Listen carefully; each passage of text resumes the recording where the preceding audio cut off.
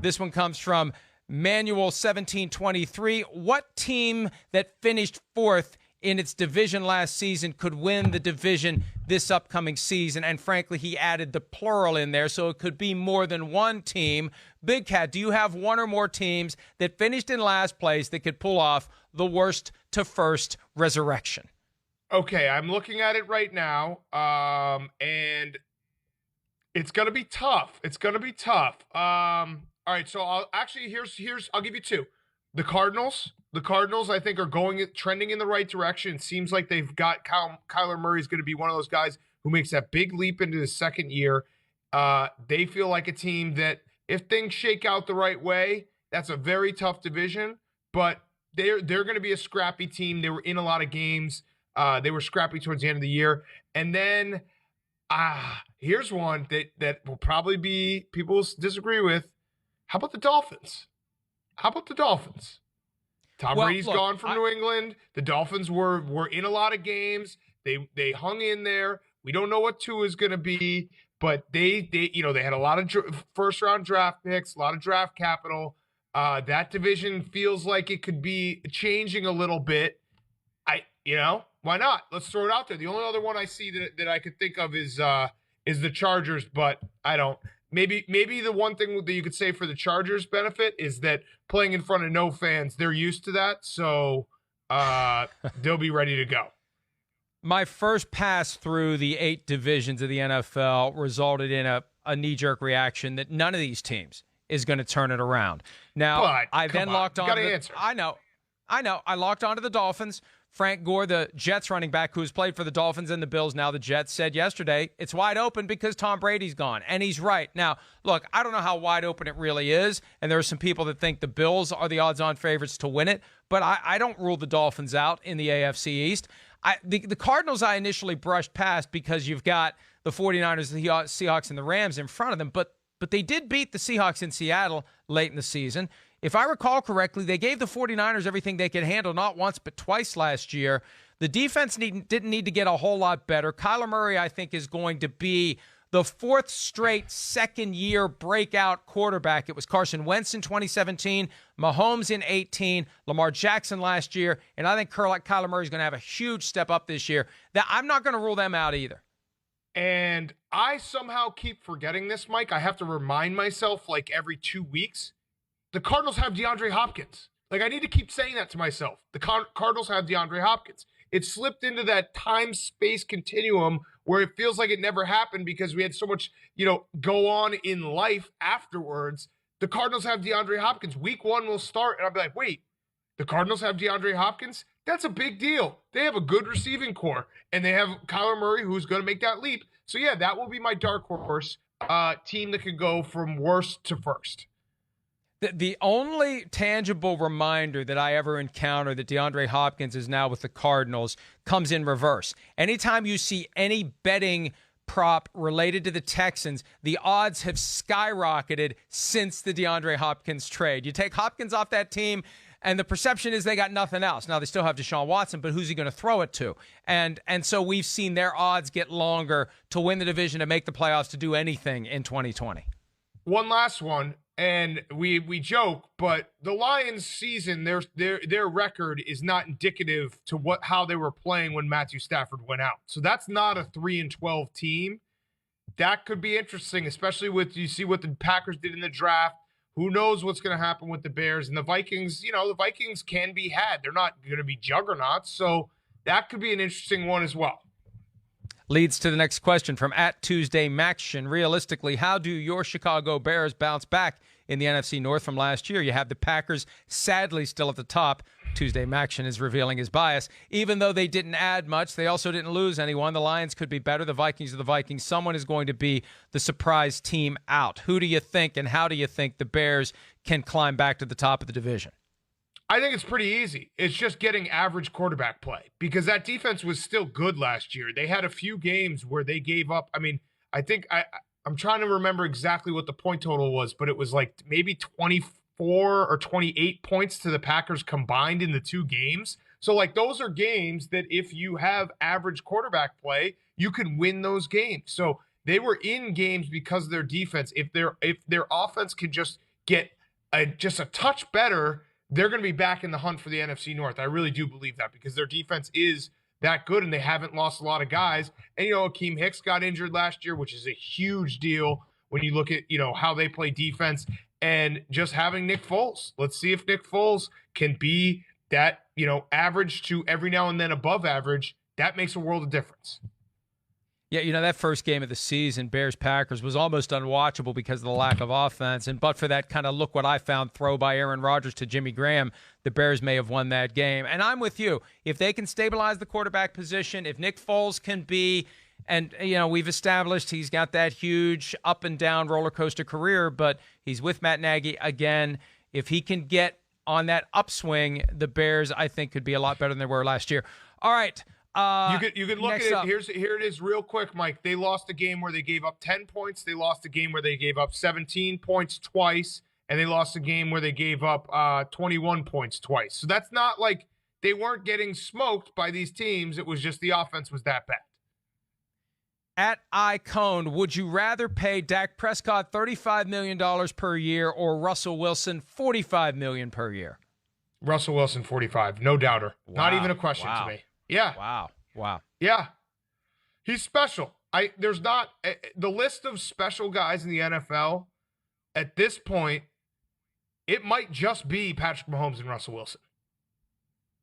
Deshaun Watson, you wouldn't put him in there? Kyler Murray's and Lamar now Jackson. 45 million. Now 45 million. And who? Lamar Jackson. I would like to see it one more year. I'm saying 45 million. Lamar Jackson, I'd pay 40 million. I'd pay Lamar Jackson more than Dak Prescott. Obviously, I'm saying the level of, I wouldn't even think, you just name the number, I'll give you that. Patrick Mahomes and Russell Wilson. Yeah. I don't disagree that those two would be on it. I just think that there's got to be somebody else, and it may be Kyler Murray by the time it's all said and done. But I agree with you. If I had to choose between the two, and I don't like the choice, I'd go Russell Wilson, $45 million a year. But here's the reality: Dak's getting the $35 million. He's going to make $69 over the next 2 years under the franchise tag. The only way he's trading that in is to get to $35 million a year on a long-term deal. All right, at JR the Boss Man, what will be the market for Josh Gordon in the event he's reinstated? And we reported yesterday that even though Gordon has not yet officially applied for reinstatement, he will be doing so soon with the goal of being on a team for training camp. And he's an unrestricted free agent. His contract with the Seahawks has expired. He can sign with anyone. What do you think his market will be if and when he gets a clearance to return to the NFL, Big Cat? Someone will take a chance, right? I mean, someone will take a chance. Someone will at least bring him in. Because I'm going to pivot here real quick, Mike.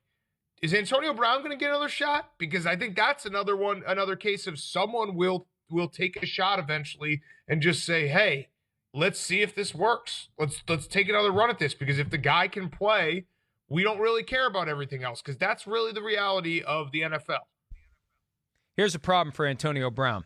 He's got 3 open personal conduct policy investigations that we know of, that for whatever reason, and look, I think that one thing the NFL Players Association should do when it comes to the personal conduct policy is put clear timetables in there, clear guidelines and deadlines, so you just can't squat on one of these investigations for months. And I understand it doesn't really matter right now because it's not like Antonio Brown is missing anything, but just this perception that they just put it in the cold case file and let it sit there until they have to deal with it, I think it's not fair to the players collectively that they have that power. There was the lawsuit for sexual assault and rape that was filed September of last year. That investigation is still open and unresolved. There was the question of whether or not he sent hostile text messages, threatening text messages to someone else who came forward in an article for Sports Illustrated. That investigation's still open. And then earlier this year, the incident with the guy who was driving the moving truck. There's been no word of anything being done on that. So I think that Josh Gordon has a much greater chance of getting back in, Big Cat, because the Aldon Smith reinstatement tells me the NFL is trying to find a way to give these guys who have been suspended for off-field misconduct related to drug use, trying to give them a clean slate and let them get back in now that the substance abuse policy has taken suspensions pretty much off the table. Okay, good answer. Yeah, I mean, that definitely changed it compared to Josh Gordon. So I do still think someone will take a shot at Josh Gordon.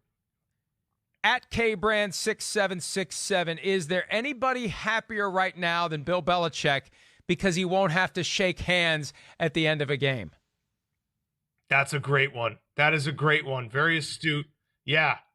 Although I don't know, I think you have not left your compound in West Virginia, but I have left my apartment in Brooklyn, and every now and then I've come across someone that I've had to talk to, and the deciding what to do, whether it's nothing or the elbows, brings its own issues. Someone needs to mandate exactly how we're going to go forward with this. Is it elbows? Is it feet? Is it no contact? Just tell me what to do so I don't have that awkward back and forth of, okay, so we don't shake hands. We don't, what are we doing here? I've got no problem with the subtle nod of recognition. That's my preferred greeting. You just give it a quick, hey, how are you? You don't have to touch anybody. Nobody's touching you. What? Wait, do it again. Do that again. Well, it's not natural because I have to be in the setting where somebody walks up and say, hey, how are you? Yeah, that's the Italian in you comes out. That looks like you want to fight him. Yeah. Well, I may. I mean, just because you shake somebody's hand doesn't mean you don't want to punch him with the other fist. All right. But look, we are rocketing toward a return to normalcy, whether it's advisable or not. That's not for me to decide, but football will happen. I am convinced of that. And yeah, I think it'll be a nod of recognition, not quite at midfield. Maybe they'll just kind of go a few steps out, quick nod, hello, wave, and everybody heads to the locker room. And look, Bill Belichick's got to be concerned about this. He's pushing 70. He's in the risk group, so all the more reason for him to avoid people if he can. Last question, and this is a very important one. Is there any chance that Coach Doug's, I didn't know he had his own Twitter handle, will make the move to the NFL, and what would be some likely landing spots for Doug Duggerton? No chance. No chance. I like coaching young men, making them into adults. I like the molding process, and I also like being able to pay my players under the table. So no chance. And escape every year for a new program. Correct. How do you decide? Correct. How do you decide what Doug Duggerton's next school is going to be? They give you the offers. So you go into the coaching carousel, and they tell you what jobs are open. So it's not like you can just pick any job. So how many do you have to choose from? Like when you picked Tennessee, what were the other choices? 15. Georgia, Tennessee, Cal, Utah. Are you trying to specifically choose different conferences and kind of barnstorm the college football landscape that way? That is intentional. I like getting into different rivalries in different conferences. How different are the teams in this game? Is it a dramatic difference when you go from one school to the next and you have to relearn everything? Playbook and all that stuff? I bring my playbook with me. Come on. I have my philosophy. It's go, go, go. All right. You probably don't even know this person's name. How Mummy. He air raid certified me. I know how Mummy. You don't know a lot of things. Thanks a lot. I appreciate you very much. Thank you. This is we're trying to have a happy day today. It's the unofficial start of summer. It's a long weekend. We're trying to give people some normalcy. I guess this is normalcy. You being a rude ass is normal. All right. This is normalcy. Let's take a break. Hi, I'm Mike Tirico, and thanks for watching. Make sure to hit subscribe for the latest news and highlights from NBC Sports.